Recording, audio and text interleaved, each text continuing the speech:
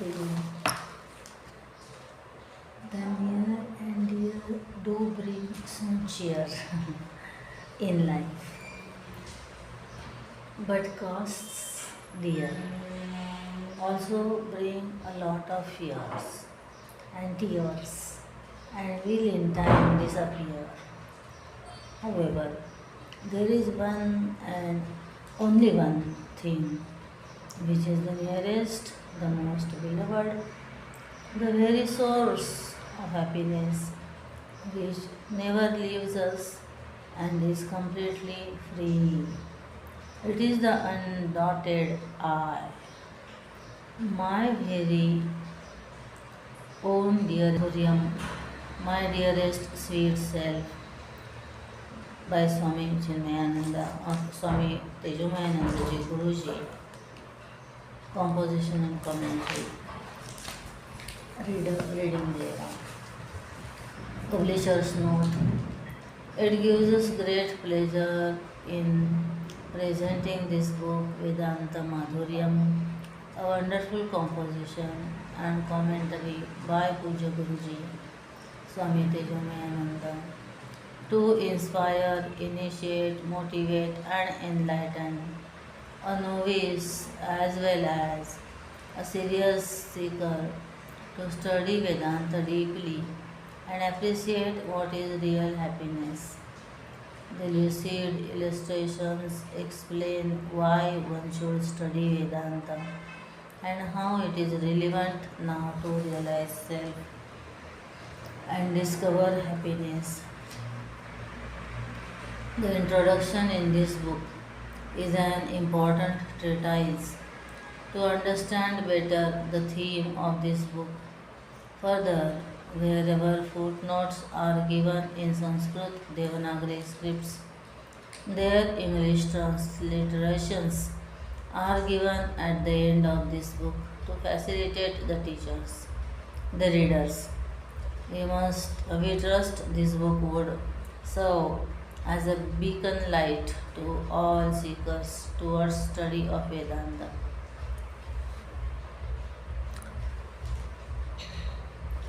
Our special gratitude to Srimati Pankajalata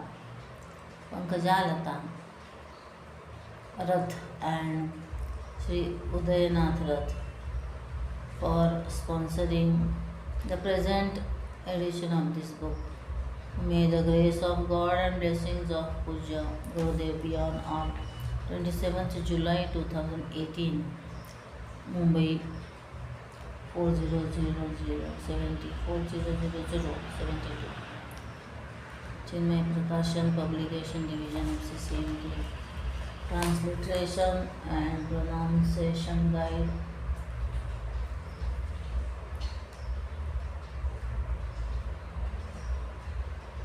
Introduction.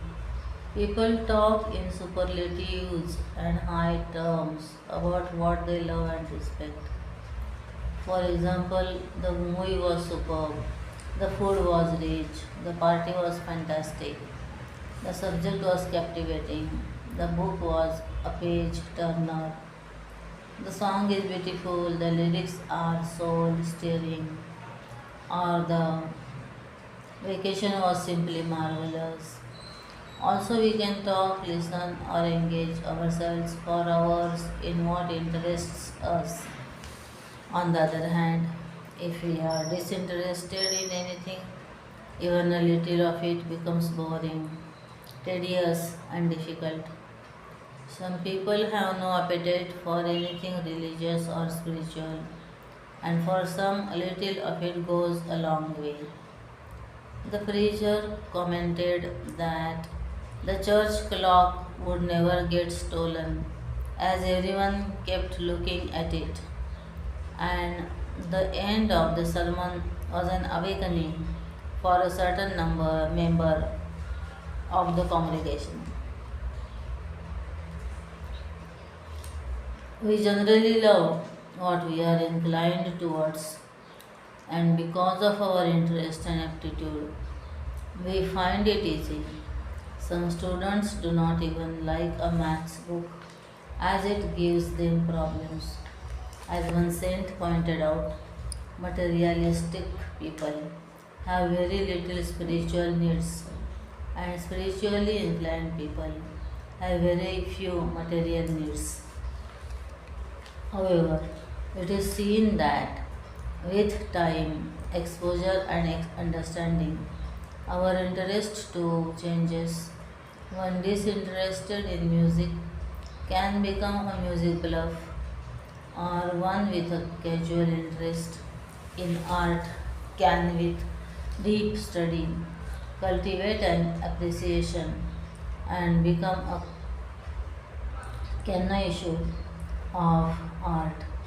A socialite lady, as she was viewing the works of a great artist, commented loudly, "I don't see anything much in these paintings." An art expert who overheard said, "Dear lady, don't you wish you could?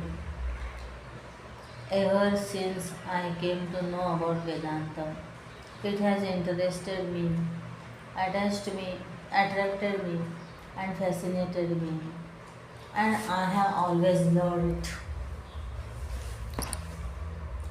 Found myself found myself inclined towards it, and therefore loved to study it, which is probably why understanding it came naturally to me. I also love to share this love through discourses on Vedantic scriptures and composing Vedantic texts. However, during all my years of travel and speaking on Vedanta, I have heard many people opine that they find Vedanta dry, boring, or difficult. Luckily, not from my audiences.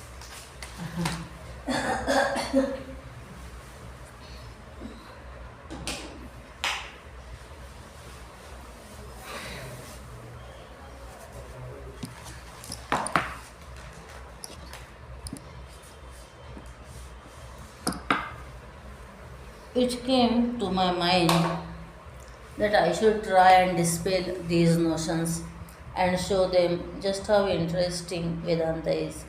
This thought triggered the composition of Vedanta Madhuryam.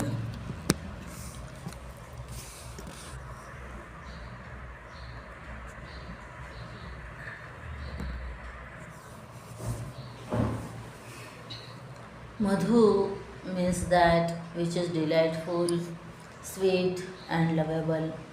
Vedanta is all of it. Hence, the Sanskrit name of this book is Vedanta Madhuryam.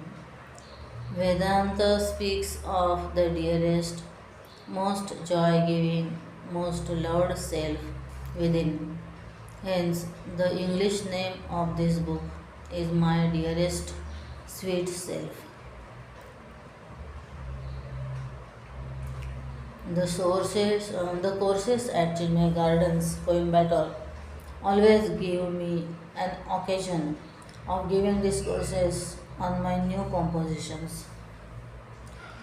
I could talk on Vedanta Madhuryam for the first time during the 15th annual Dharma Seva course in August 2016 before its enthusiastic participants.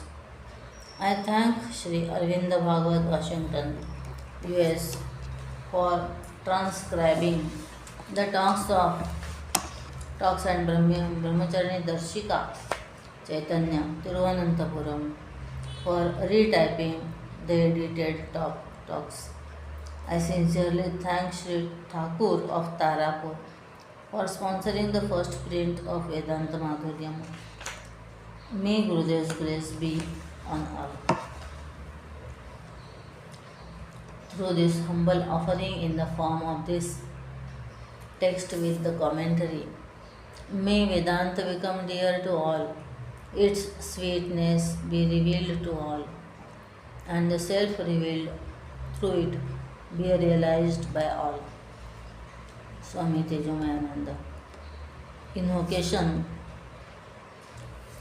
वेदान्तवेद्यं श्रीरामं नत्वा श्रीचिन्मयं गुरुं वक्षे वेदान्तमाधुर्यं लोकानन्दकरं भवेत्.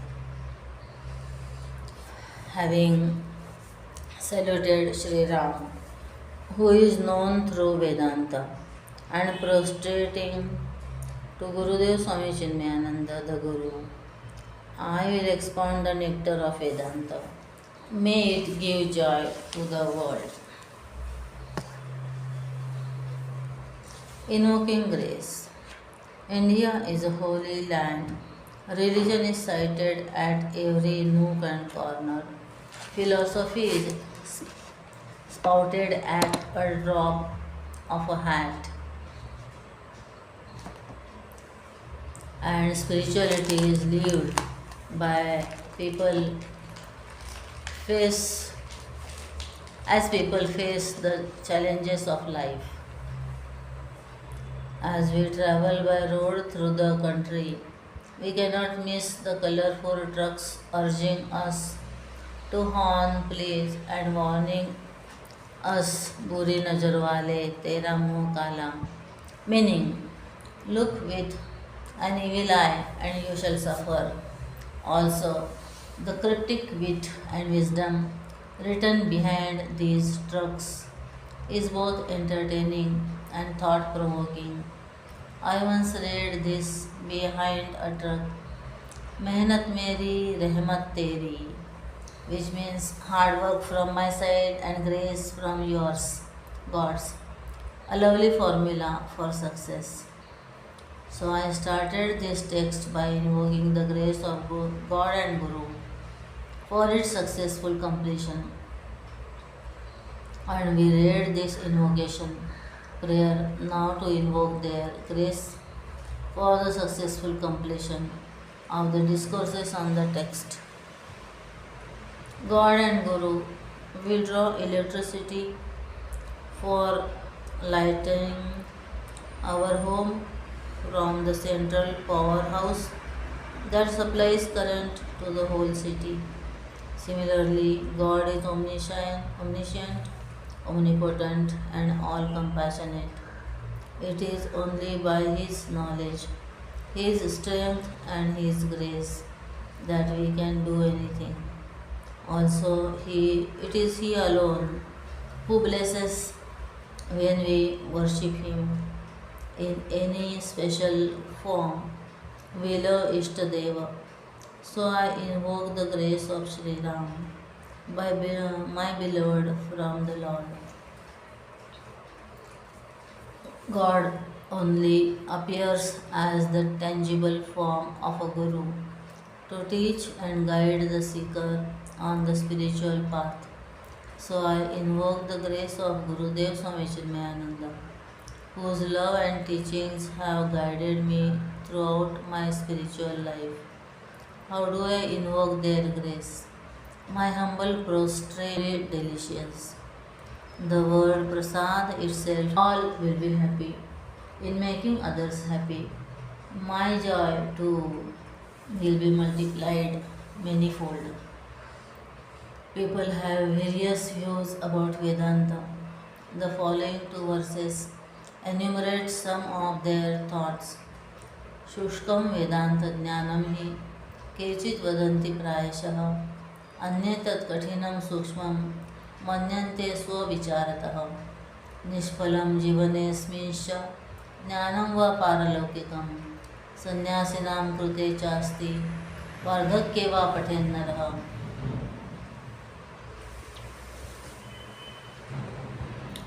Generally, some say that the knowledge of Vedanta is dry, while some others, out of their own imagination, consider it as difficult and subtle. They say that this knowledge Vedanta is useless in this life. It is meant for renunciates and fit to be studied by man in his old age. Dry and boring.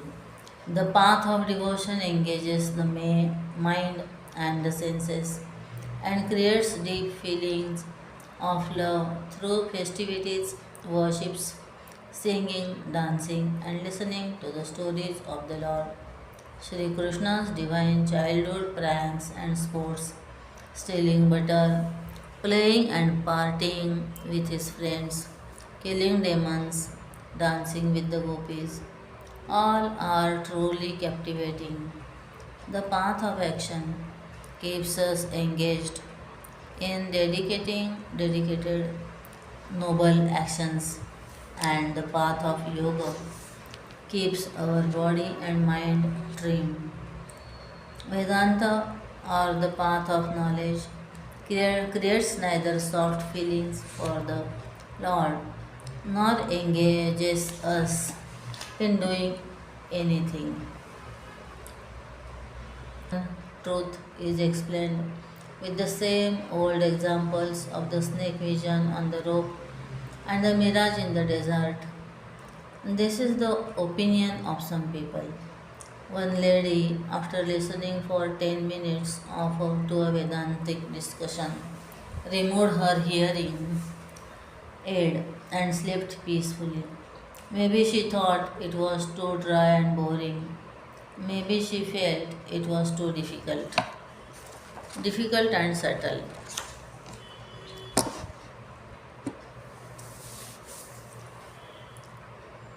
Some find it difficult to understand Vedanta as it appears to them to be full of contradictions. For example, the truth is smaller than the smallest, yet larger than the largest. Anuraniyan Mahato Mahiyan. Kathopanishad 1.2.20, or it is at once near and far and within everything yet beyond everything. Taddure tadvantike tadantarasya sarvasya tadu sarvasyasya bahyatah. Ishavasyopanishad 1.5. Some understand Vedanta theoretically but find it difficult to accept it. For example, how can I accept that the pain of my body, the love of my family, the entire world, which is so solid and real to me, is actually an illusion and a dream?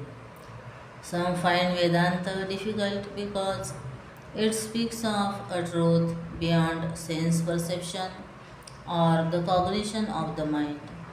The scriptures too say that it can be known only by those who have a concentrated and subtle intellect. Drishyate tvagraya buddhya sukshmaya sukshmadarshibhi. Kathopanishad 1.3.12. And most of us have neither concentrated and subtle intellect, useless and impractical. Some feel, of what use is knowledge that does not give me a practical solution of dealing with my cantankerous spouse, demanding children, and interfering neighbor? Some say, I have many youth or young adults retirement because it is a good pastime, or it will prepare because it is a good pastime, or it will prepare one for death and the life hereafter. Some people tell me, Swamiji, I have retired. I have given all my wealth and property to my family. Now I can't do anything useful.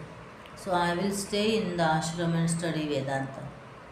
Many others feel that Vedanta is to be studied by renunciates and it helps them to give discourses to other renunciates.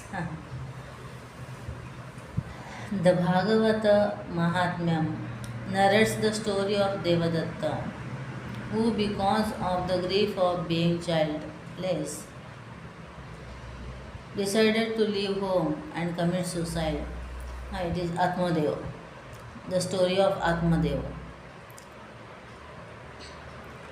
A saint who chanced to see him prevented him from doing so. He explained that he could not foresee any joy from a son in his life and that it would be better to become a renunciate. However, Atmadev was only interested in a family life with wife and children and felt that a renunciate's life was indeed dry and boring. Sannyasa shushka evahi. As the story goes, the saint blessed him with a son on his insistence, but as he was fated, after some years harassed by the son, he left home to become a renunciate and spent his life in studying Vedanta and in meditation. The above mentioned and many more such views about Vedanta abound in the world. How true are they? Let us see. एवं बहुविधाः सन्ति वेदान्तविषये मताः निश्चयोत्तश्च कर्तव्यः प्रमाणेन विवेकतः आपाततो भाति सत्यं जनस्यैषावधारणा स्वाध्यायसाधनाभ्यासे मिथ्या सिद्ध्यति धारणा.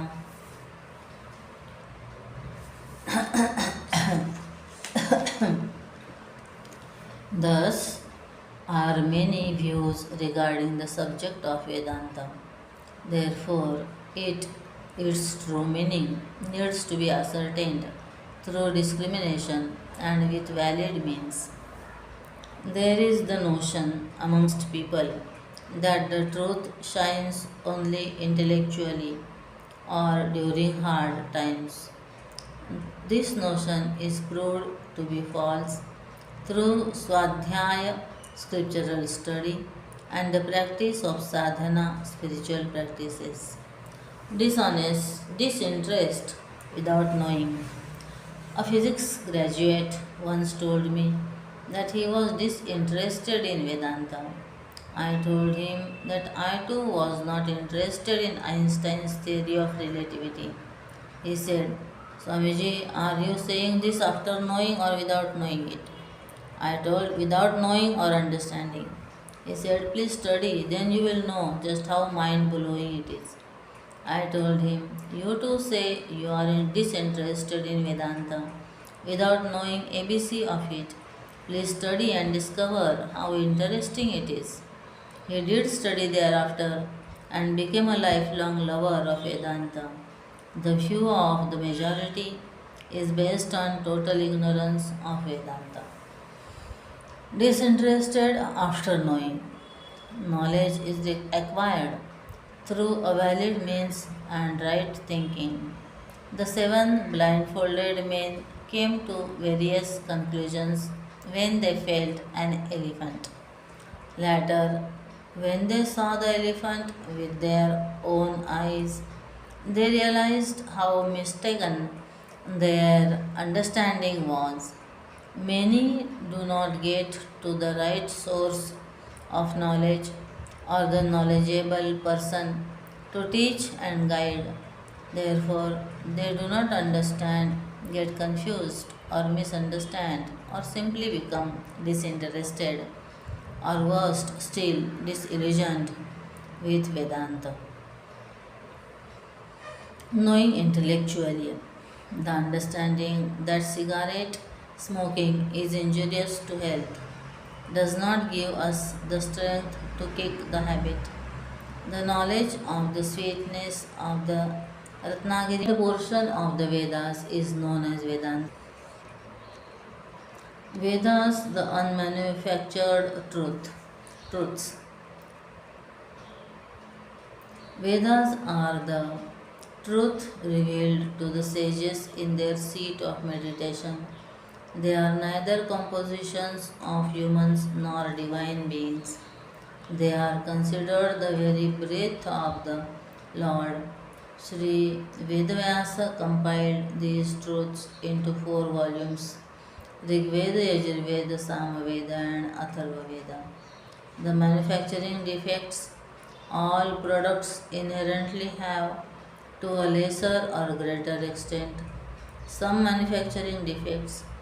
Human beings are born with three such mental imperfections or limitations. They are A. Agitations Vikshepa.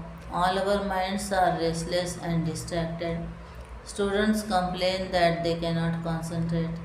One question that always question answer crops up in every question answer session is how to control the restlessness of the mind. Most meditators struggle with their wavering minds. Work does not get done because of lack of focus, and sleep does not come because of restlessness. What makes the mind restless? B. Impurity, mala. Likes, dislikes, desires, extrovertedness, jealousy, anger, frustration, and the like are considered as the impurities of the mind. This makes the mind restless. Can one with strong desires sit quietly? Will not hatred burn us from within? We usually consider the objects and beings of the world to be the cause of our anger, desire, or frustration. But what is the root cause of these impurities of the mind? C. Ignorance, ajnana, avarana. A desire is only an expression of a feeling of incompleteness. When the stomach is full, there is no desire for food hunger. Therefore, it is said that a beggar is not someone who has no money, but one who is always dissatisfied and perpetually begs or desires, I want, please give me. But why is there a sense of incompleteness in us? A rich man feels rich even if his pocket is empty, as he does not identify with his empty pocket, but his huge bank account. A poor man feels happy or sad with a few rupees in his pocket because that is all he has. Ignorance of our infinite and blissful nature alone makes us identify with the body, mind, intellect, which are by nature finite. This gives rise to a sense of incompleteness which creates desires and agitations. Vedas, the manufacturer's solution. The Vedas are divided into three sections. A. Karmakanda. This section contains ritualistic worships, and by performing them, the impurities of the mind are washed away. B. Upasana Kanda. This portion gives various mental worships and meditations, which, when practiced, remove the restlessness of the mind and make it calm and concentrated. को दरिद्रः यः सर्वदा असन्तुष्टः प्रश्नोत्तरीमाला. C. Jnanakanda. This section is also called Vedanta or Upanishads. It expounds the knowledge that dispels the ignorance regarding our own true blissful nature. Hence, Vedas are God given solutions to our inherent manufacturing defects. Practicing the knowledge will help us calm, poised, and truly happy. Vedanta, the essential solution. In schools and colleges, we learn difficult subjects. As we grow, we pick up many skills and competencies. We also inherently have many talents and abilities. Who is the one who is the repository of all our knowledge, talents, and skills? It is I, the self. Who am I? In essence, I am the changing body, or the restless mind, or the transmigrating soul, or am I different from these, or within these? Not knowing who I truly am, all knowledge that I gain is but knowledge piled on the foundation of ignorance. बुद्धारमात्मानमजानतो यो बोधस्य किं स्यात् परमार्थबोधः. Saddarshan 13. The subject matter of Vedanta is the self, the real me, the I of my life, our essential nature. Hence, this knowledge is truly essential in understanding ourselves and is the solution to all our life's problems. This supreme knowledge of the Vedas, Charama Jnanam, is therefore called the king amongst all knowledges, Rajavidya. The following verses explain why Vedanta is sweet and lovable. न कश्चिदस्ति लोकेऽस्मिन् यस्य स्वात्मा न हि प्रियः तदर्थं हि प्रियं सर्वं स तु आत्मा तु स्वतः प्रियः स आत्मा तु स्वतः प्रियः स्वस्य नाम च रूपं च गुणानुकथनं कृतं प्रीणाति सर्वलोकानां हर्षदं च भवेत् तथा. There is no one in this world to whom the self is not loved. Everything else is liked for its sake, for the sake of the self. That self is by itself dear or loved. The utterance of one's name or praise of one's form or qualities pleases all. This gives joy to the world. Eternal love affair. All of us, with no exception, love ourselves unconditionally and totally. Be what may, I have always loved myself and shall always do so. I did not start loving myself one fine morning, nor will I ever end loving myself on any day.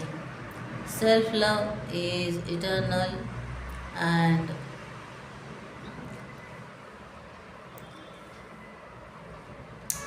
defies all logic and reason.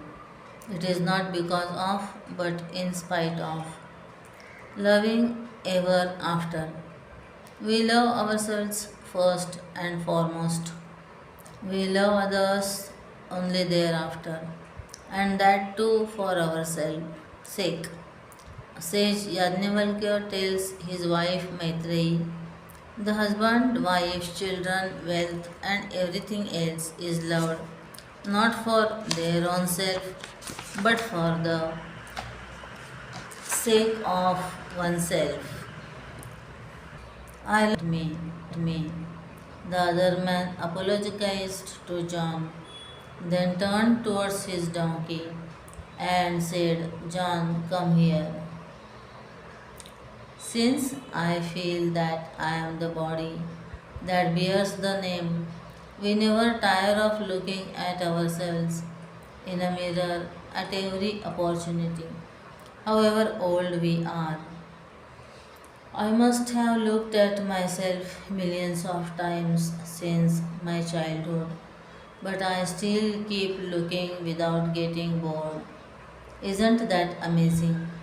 We do not care much for a photo album that does not have our photo, and we take a selfie with any and everything else as a background and with us in the forefront. Our self image takes a deep if someone says we do not look good, and love it when we are noticed or complimented for our looks, clothes, shoes, perfume, or makeup. Since we consider ourselves to be our mind and intellect, we are happy when we are appreciated for our talents, given certificates, prizes, and citations for our intellectual abilities, and praised for efficiency, generosity, or any other qualities, sometimes even imagined by others. We do not like it if someone says, "Don't worry, you will not understand."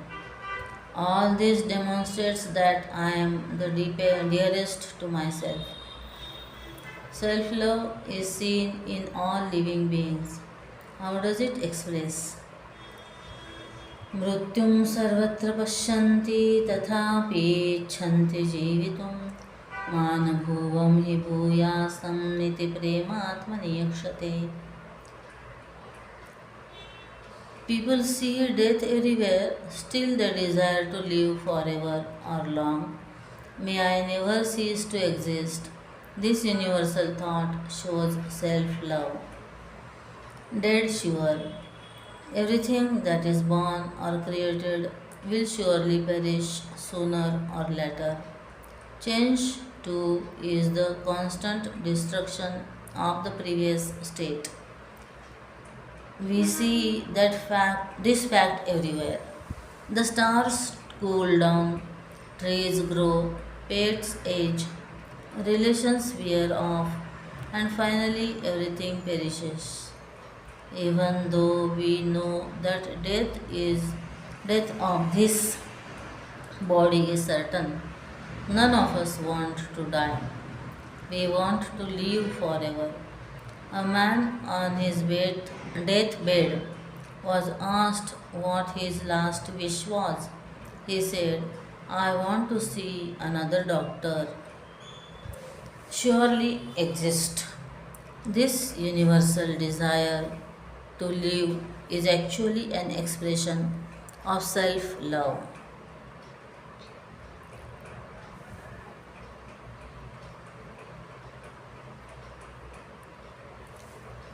We want whatever is dear to us to survive and not perish. Since the self is the dearest, self love expresses as the desire to exist forever and never cease to be. This desire is inborn because we are of the nature of eternal existence.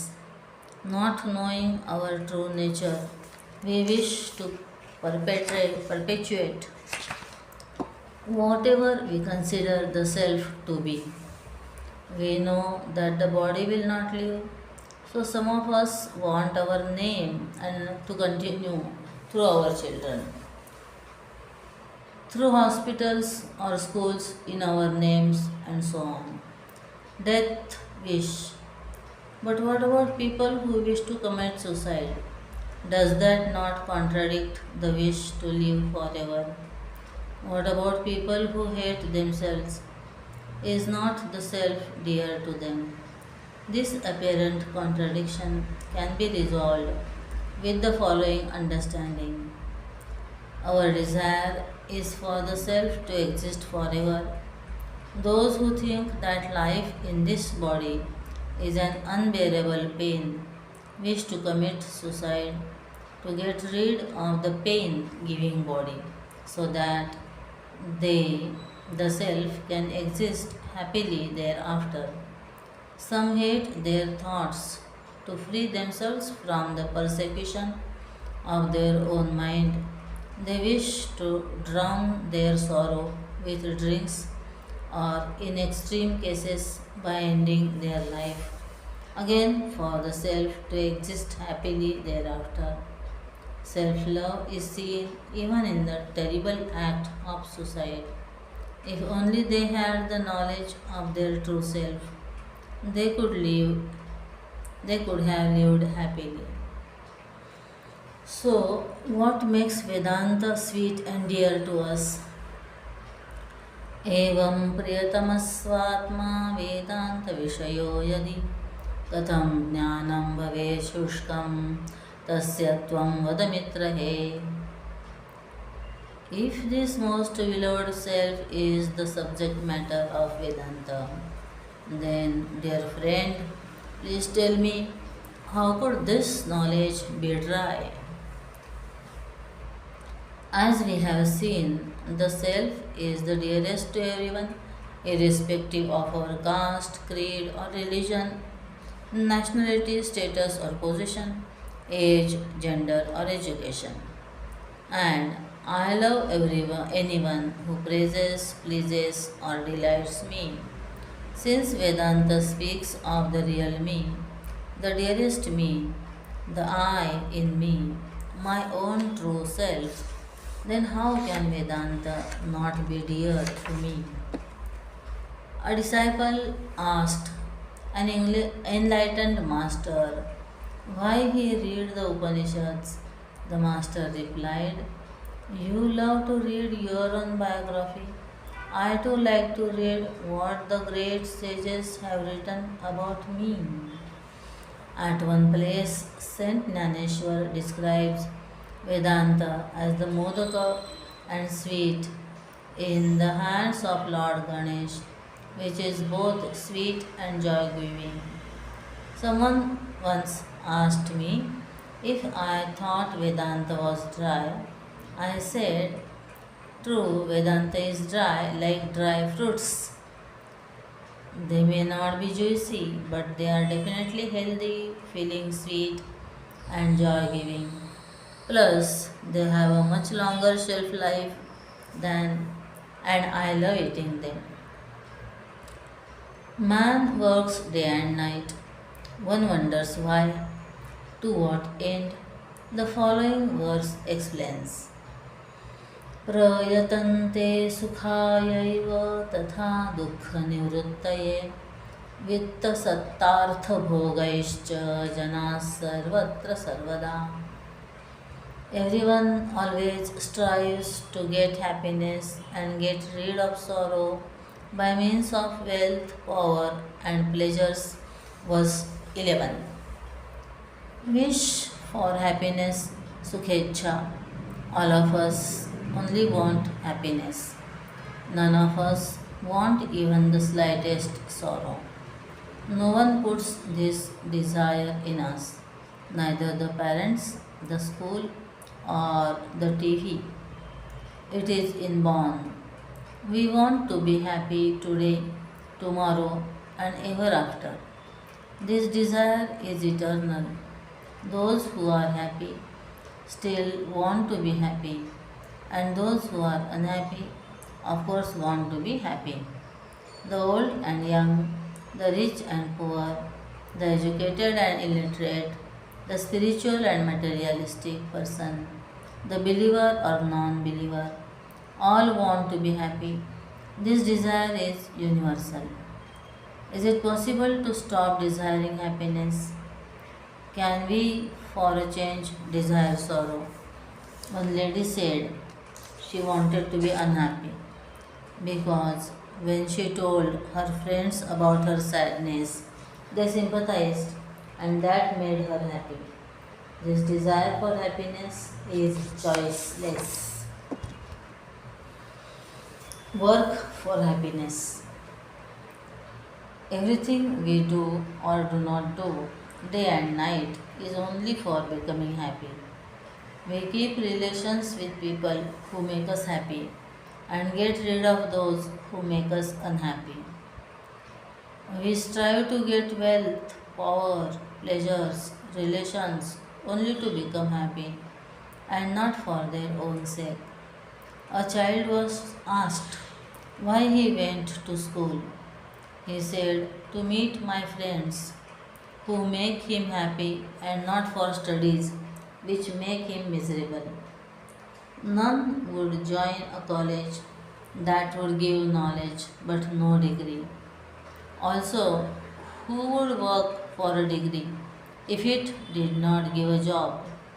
If someone offered you a job with a lot of work but no pay, who would want it? Supposing a lot of money was deposited in your bank for our work, but one could not withdraw it. Of what use is that money? We do not want money for the sake of money, but because it has purchasing power through which we can acquire many pleasures, comforts, luxuries, power, and fame. But why do we strive for getting those things? It is because we believe that those will make us happy. So, everything we do and everything we acquire is only for the sake of happiness and to get rid of sorrow. But why do we want to be happy? Happiness is desired for its own sake and not for the sake of anything other than itself. Do we finally get what we work so hard for? नाप्नुवन्ति च ते प्रेष्टं नापि दुःखं निवर्तते वेदान्तो दिशति स्रोतं नित्यानन्दस्य no हृदि. This is verse 12. Neither do they attain their desired happiness, nor does their sorrow end. Vedanta shows indicates that the source of eternal bliss is in our own heart self, not quite happy. None of us can say that we are never happy, nor can we say that we are always happy. With all the efforts that we put in to be happy, what we get is uncertain, occasional, and fleeting happiness, which does not even end our sorrows. Sometimes the very effort makes us miserable. For example, working hard to earn a living itself becomes a pain. Sometimes what should have made us happy becomes a source of problem. For example, money becomes the cause of family disputes. On the surface, everyone looks happy and say they are fine when asked, "How are you?" But if you probe further, the sad story emerges. The pilot asked the president of the country where they were going. The president said, "Land anywhere. There are problems everywhere." The error. There seems to be a flaw in our thinking. What we actually want is happiness, but what we are working for day in and out is things.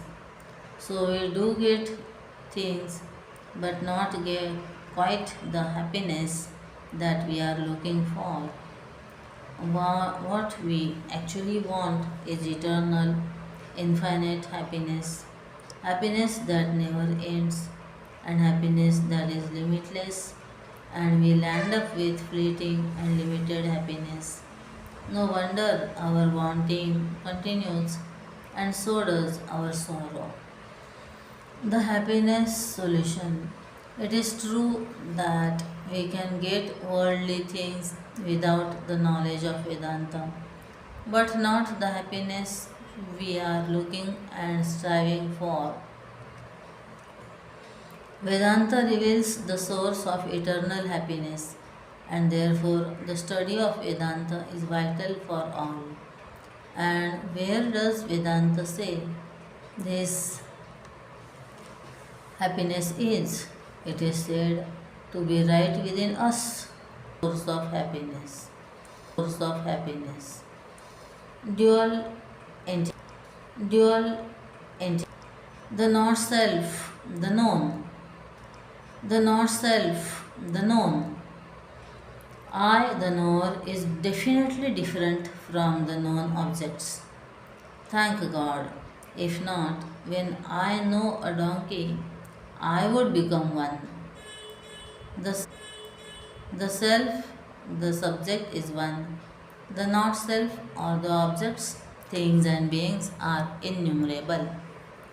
Happiness, the nature of objects, We shall inquire through the means of scriptures, Shruti, logic, Yukti, and direct experience, Anubhuti, whether happiness is the nature of the objects. A. The nature of the objects. A. Shruti.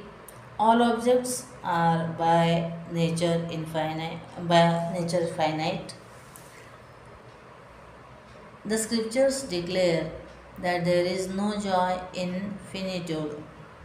Nalpe sukhamasti. Chandogya Upanishad 7.23.1. Wealth can never satisfy any mortal. न वित्तेन तर्पणीयो मनुष्यः. Kathopanishad 1.1 can never be taken on or given up. For example, fire does not acquire heat and it never becomes cold. Sweetness is the nature of sugar, so it is choicelessly sweet for everyone at all times, in all places, and under all circumstances. Sugar is sweet in a placebo or a sugar coated bitter pill. For one who has a sweet tooth or one with sugar allergy. In the first candy or the 20th candy because it is sweet. Even though the sweetness is artificially created, it sells in the name of sugar substitute. Similarly, if happiness was the nature of the world of objects and beings, we would have been happy all the time with our favorite food, loved ones, desired pleasures, liked Facebook friends. But it is everyone's direct experience that the same thing do not make us happy all the time or every time. No object really or inherently has any joy because if my mood is not good or if I am sick, the best of things do not make me happy. See Yukti. All objects are finite and temporary and therefore cannot be the source of happiness. If one object does not have happiness, it is not logical to assume that another object, which is finite or ephemeral, will give me joy. Happiness, the nature of the self. Let us again inquire through the means of scriptures, logic, and experience whether happiness is the nature of the self. A. Shruti. The scripture declared that the knower of the self crosses over the sorrows. Tarate shokamatmavit. Chandogya Upanishad 7.1.3. That which is infinite alone is true happiness. That infinite truth is the inner self. Yo vai bhuma tat sukham.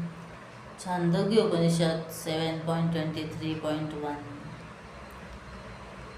Be Yukti. We often play this game with children. We show them a coin in the hand, juggle, and ask them to guess which hand has the coin. If it is true in one, it has to be in the other. If it is not in one, it has to be in other. There are two entities, the not self and the self. Since happiness is not the nature of the not self, it has to be the nature of the self. In logic, this is called the law of remainder, Parishesha Nyaya. Objects and beings of the world can be categorized as those we like or are dear, priya. Those we dislike or are not dear, apriya, and those towards which we are indifferent. feel nothing, or are non committal. The Department of Indifference had the sign, so what? Many teenagers answer the question, do you like it?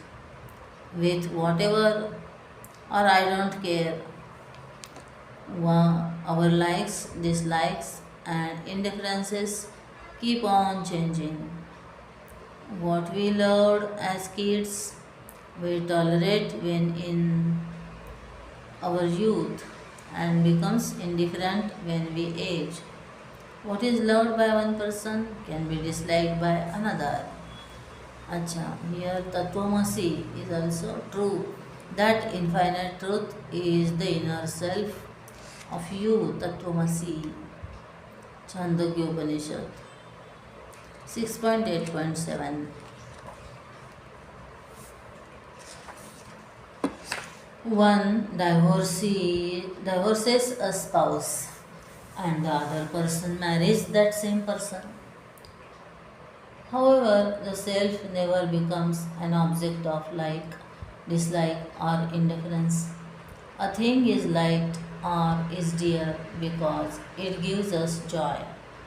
As we have already seen, the self is the dearest and unconditionally so, as it is the source of unconditional happiness. A. Anubhuti. In the deep sleep state, there is no experience of the world or any object or being in this world. Yet, with no exception, everyone, every time experiences happiness in that state. That is why we wake up saying, I slept well. I, the self, alone existed and there was unconditional happiness. Therefore, I am of the nature of absolute bliss. So, why is Vedanta sweet and joy giving? आनन्दात्मानुभूत्या चेत् सर्वं दुःखं निवर्तते माधुर्यं तस्य ज्ञानस्य वक्तव्यं किमु शब्दतः. This is 15th verse. All sorrow gets eradicated with the experience of the blissful self. Then what to talk of the sweetness of its knowledge through words? End of sorrow. The doctor generally asks, after taking the medicine on the scale of 1 to 10, how much better do you feel? If our illness or pain has completely vanished, it means that the treatment is 100% effective. Self knowledge is the sure medicine. Ramabana for the disease of transmigration, Bhava Roga.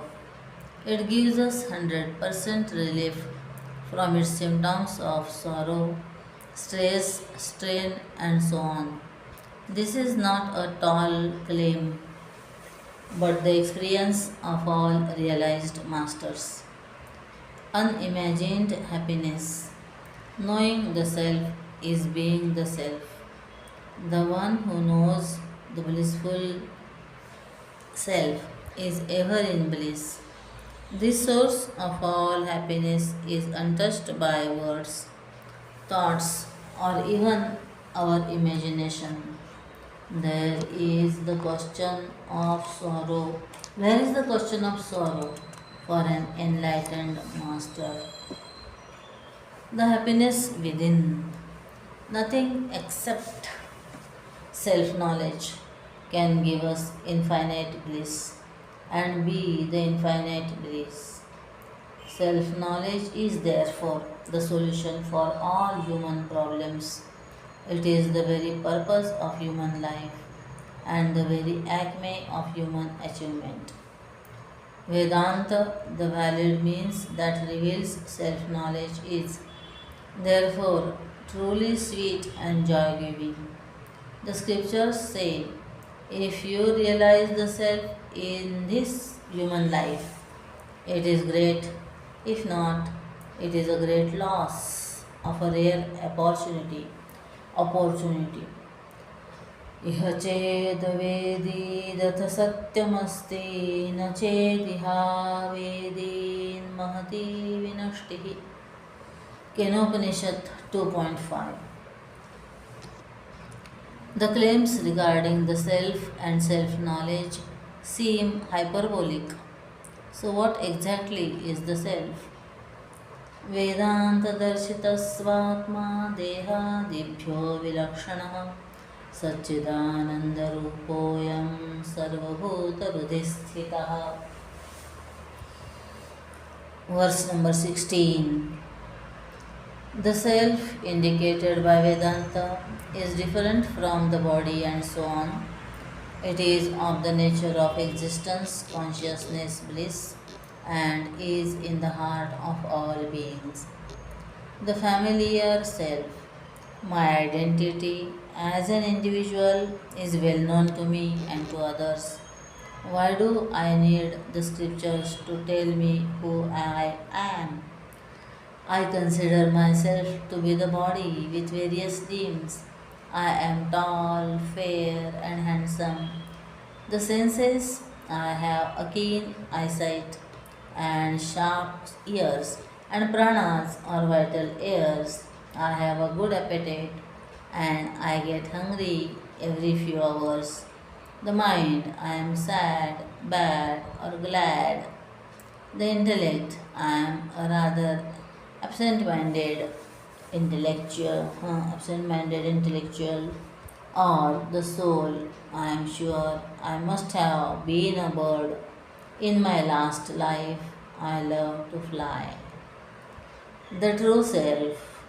Vedanta asks us to question these all too familiar notions about ourselves.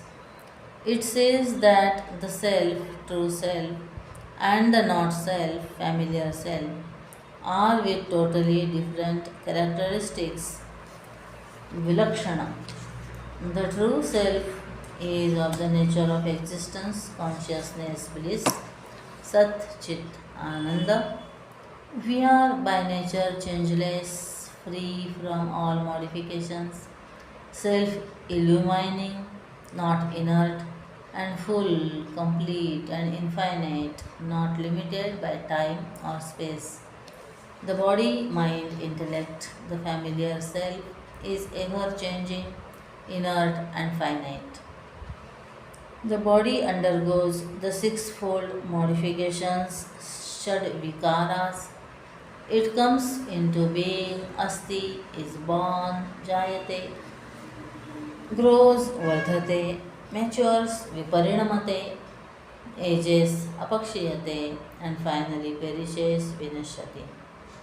Like a car, it is an assemblage of parts which undergo wear and tear, needs fuel and oil, food to run, needs to be washed and is costly to maintain, needs a paint coat to look presentable, sometimes works on top gear but often stalls. Old parts need to be replaced and sometimes it has a complete breakdown. In future, people will probably go online for artificial organ shopping. One person decided to lose weight by removing body parts that one can live without, like the tonsils, appendix, wisdom teeth, ga- gallbladder, and kidney. Also, the body is known, it is inert and is full of limitations. The same organs, pranas, mind, and intellect too, like the body, undergo modifications, are inert and known and have many limitations and are therefore not our true self. I, the self, is one. I am not individually the body, mind, or intellect, nor a complex of body, mind, intellect. The inner self. The question has arise the question then arises, where is this self? Vedanta says that it is right within us in our heart. Then what happens when we get a heart transplant? The self is not some tiny entity located inside the physical heart.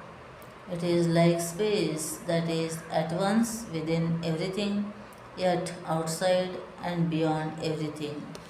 Vedanta also says that the self in me is the self in all. Madatma sarvabhutatma. Guru Gita 1.78. Like the electric current that is within every bulb, the same self enlivens every body, mind, intellect with like life. Shri Krishna tells Arjun, I am the one self, the knower in all bodies. क्षेत्रज्ञं चापि मां विद्धि सर्वक्षेत्रेषु Bharat. Gita 13.3. So, what is the result of knowing the true self? आत्मैकत्वं यो जानाति प्रेमपूर्णो भवत्यनु समः सर्वेषु भूतेषु मैत्रः करुण एव सः. 17 verse number. One who knows his identity, oneness with the self, thereafter becomes filled with true love. He is the same towards all beings are equal for him, and he has friendship and compassion for all. Failing to love. Most of us find it difficult to love all. Some find it difficult to love some, and some find it difficult to love anyone. The pragmatist said, tolerate thy neighbor. The fox told the snake, when man says he loves animals, he means his pets, not us. Falling in love. Some are scared to love as they have fallen in love. Infatuations like fads pass away. When love takes the form of attachment, there is dependency, possessiveness, jealousy, expectations, frustrations, and overall a good amount of conflict and sorrow. Some spouses complain that they cannot live with each other nor without each other. Full of love. We love someone when we see oneness. An Indian is happy when he sees an Indian restaurant in a foreign land, sees an Indian at the immigration counter, and roots from the Indian cricket team. Parents see themselves in their children, so love them. The self is the dearest to all. The realization that the self in me is the self in all makes the enlightened master love all in his own self. Such a love is totally free of all attachments, dependency, and sorrow. It is absolute and unconditional. In fact, only a realized master truly loves and truly loves all. One woman told her friend, I talk to all my plants, but I am not on talking terms with the rose plant after it poked me.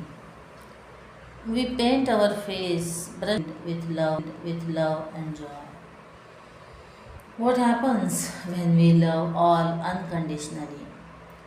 अनेनैव स सर्वेषां प्रीत्या प्रकाशितम्.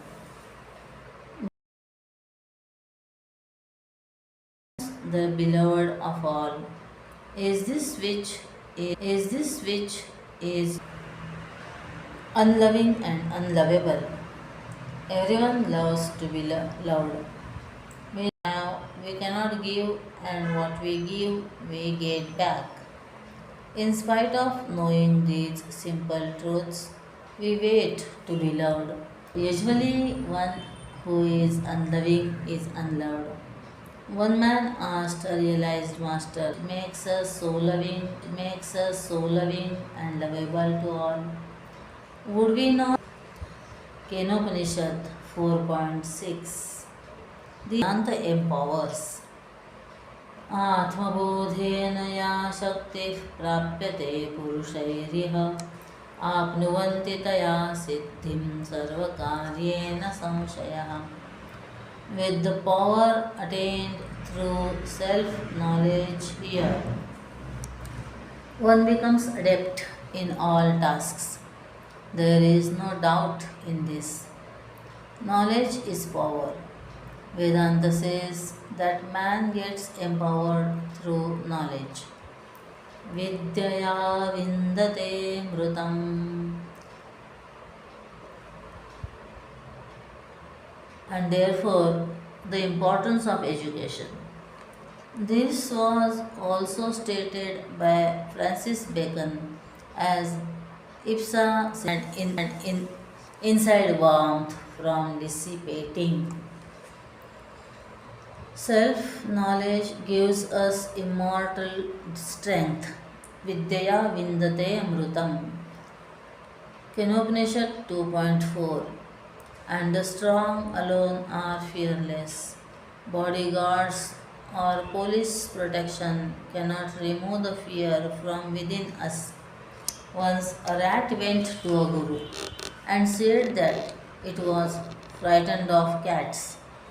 The guru, with his power, made him a cat. It returned back to say that it was now frightened of dogs. The guru made him a dog. It returned again, saying that the foxes frightened him. The guru made him a fox. He returned again, saying that the lions scared him. The guru made him a lion. When it came again saying that the hunter frightened it, the guru turned him back to a rat, saying, "You have a body of a lion, but a heart of a rat, so it is better that you remain a rat."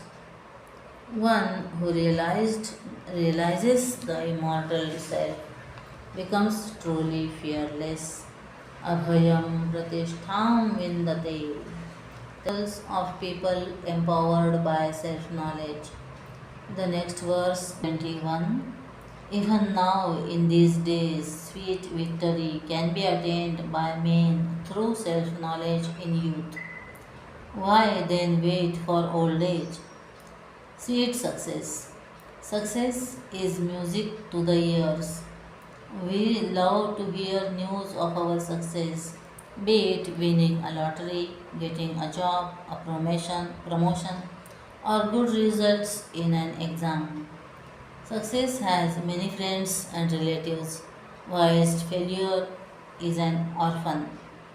Success is sweet, it delights us, increases our confidence, boosts our self esteem, enhances our image, and makes us positive.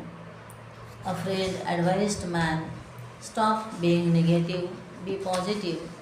The man said, "I am positive that I will fail." Success that comes under challenging circumstances is sweeter. Noah floated his company when the whole world was in liquidation. One engineer I knew got laid off with hundreds of others from his company in the US. He started a head hunting firm and supplied engineers to the same company that laid him off.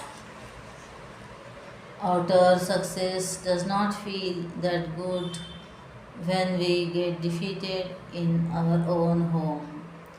One who realizes his own infinite self as the self of all is truly a master in this world. His success is the greatest and his gain is the highest. Yam labdhva chaparam labham manyate nadhikam tatah Gita 6.22. His success is the sweetest as it is permanently delightful. Retirement benefits. Some wait to study Vedanta when they retire. Life is uncertain. There is a chance that we may not live to know this most important knowledge. Also, the various problems of old age may not allow us to learn. Someone said that in old age everything hurts and what does not hurt does not work. What we wish to remember, we cannot, and what we want to forget, we cannot. With all interest and good intention, we sit to read a Vedanta text and immediately fall asleep. An old man laments to God, O Shiva, please forgive me, for I am unable to even think of you in old age due to various problems. My senses have weakened, my intellect has dulled, my mind is troubled by problems which are beyond my control. Memories of wrong deeds and separation from dear ones. I am feeling helpless and I live in false hopes. My body has lost all vitality and has weakened due to various ailments.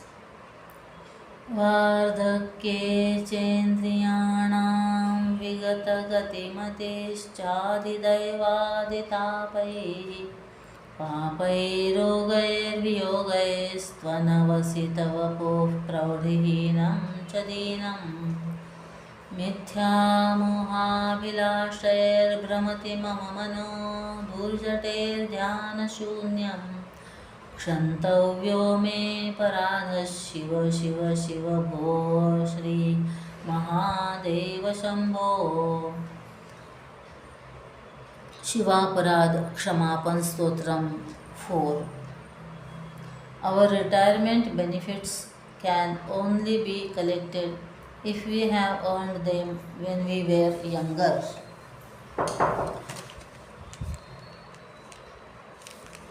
Hari Om.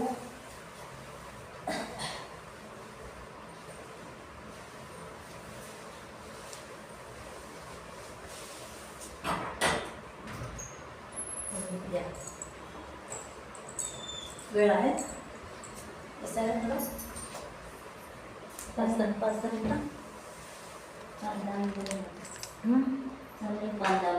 चालेल थोडंच राहिले.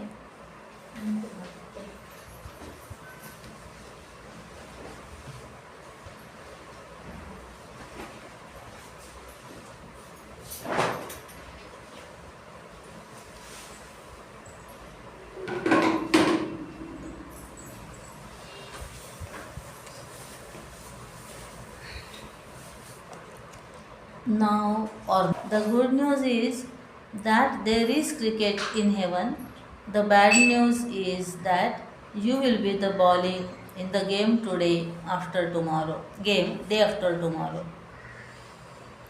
We really do not want to die here. Some may fast here so that they can feast in heaven. A terrorist, by his terrible act, may think he will enjoy heavenly pleasures, but he is actually booking his birth to suffer hellish sorrow. Whether one goes to heaven or hell after death, we all want to be happy and successful here and now. Vedanta reveals knowledge that liberates us from all sorrows right away. Self knowledge makes us realize while living itself. For an interested person, knowledge of Vedanta will be pleasing and nectarine.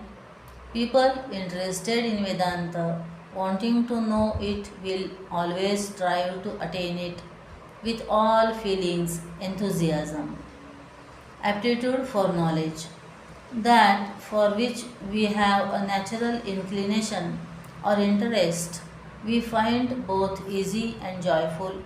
These days, children seem to have inborn computer skills. A salesman told the customer, "This is a pretty sophisticated PC. Do you have a kid at home to help you figure it out?" Those who are action oriented complete a given task promptly, efficiently, and enthusiastically. Ask them to sit for a philosophy class, and they will find 100 excuses to not to attend. A circus performer walks effortlessly on a tightrope, something which seems quite daunting and almost impossible for us. Children whose parents complain that they have no concentration are seen to sit for hours with full concentration, almost motionless, playing video games. No, so knowledge or any activity is not difficult in itself. It is our lack of interest or aptitude that makes it appear so. But the good thing is that we can always cultivate interest, pay more attention, and create love for any subject we choose. What may seem daunting in the beginning could become our lifelong passion with practice and perseverance.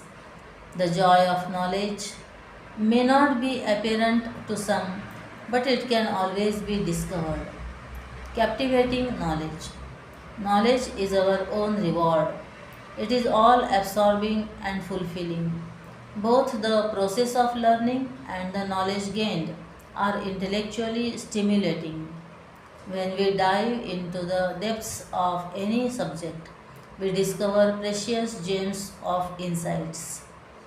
Ultimate knowledge, self knowledge gained through the study, reflection, and meditation of Vedanta, rewards us with infinite bliss and fulfills the very purpose of human life.